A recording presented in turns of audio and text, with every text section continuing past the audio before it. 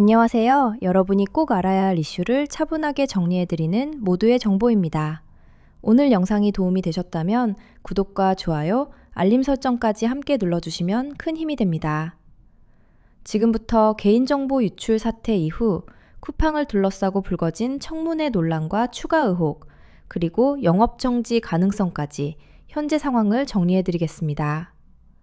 지난 11월 20일 쿠팡은 고객 개인정보 유출 사실을 처음으로 신고했습니다. 이후 사건의 파장은 계속 커지고 있으며 지난 17일 국회 청문회까지 열리면서 논란은 새로운 국면에 접어들었습니다.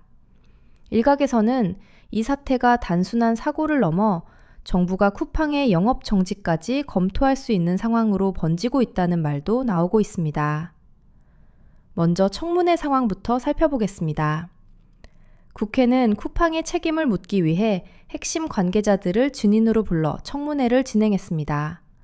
하지만 쿠팡의 창업자이자 실질적 소유주인 김범석 의장과 전직 대표 등 주요 인사 유몇 명이 불참하면서 청문회는 시작부터 유명무실하다는 비판을 받았습니다.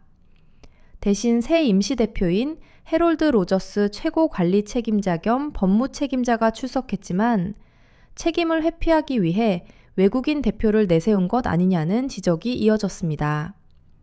청문회는 무려 13시간 넘게 진행됐습니다. 이 자리에서 쿠팡 측은 개인정보 유출 사고에 대해 책임을 인정하고 사과하며 피해 보상안을 마련하겠다고 밝혔습니다. 그러나 미국 증권거래위원회 공시가 늦어진 이유를 묻는 질문에는 이번 사고가 공시 의무에 해당하는 중대 사고는 아니었다고 선을 그었습니다. 이 답변을 두고 국회에서는 책임 인식이 부족하다는 비판이 나왔고 의사소통 문제와 동문서답이 이어지며 논란은 더욱 커졌습니다. 청문회 이후 정치권의 압박도 한층 강해졌습니다. 더불어민주당은 개인정보 유출 문제뿐 아니라 쿠팡의 심야 배송 구조, 일용직 퇴직금 미지급 문제 등 다양한 논란을 함께 다루기 위해 여러 상임위원회가 참여하는 연석청문회를 추진하겠다고 밝혔습니다. 정부 역시 개인정보보호위원회와 공정거래위원회 등이 참여하는 범부처 태스크포스를 꾸려 이번 사안을 국민 생활을 위협하는 중대한 문제로 보고 대응에 나섰습니다. 특히 주목되는 부분은 영업정지 가능성입니다. 정부는 계정 도용으로 인한 재산 피해 발생 여부, 사업자의 피해 회복 조치가 충분했는지 등 여러 요건을 종합해 영업정지를 검토할 수 있다는 입장입니다. 현재 진행 중인 민관 합동조사 결과에 따라 실제 행정처분이 내려질 가능성도 배제할 수 없는 상황입니다. 한편 개인정보 유출 이후 쿠팡 불매 움직임도 이어지고 있습니다.